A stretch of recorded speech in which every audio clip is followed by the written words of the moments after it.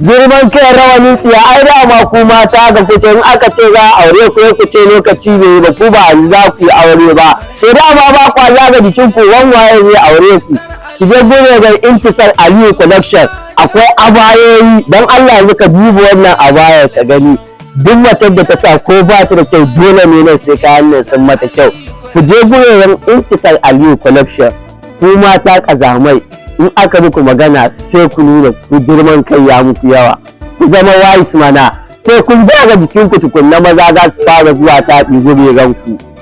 gamawa ne. INTEESAR ALIYU COLLECTION ba kamar ku fannin kaya, ku ne na farko kuma ƙarshe, ku kaɗai ake wazariya. INTEESAR ALIYU COLLECTION duniyar abaya ba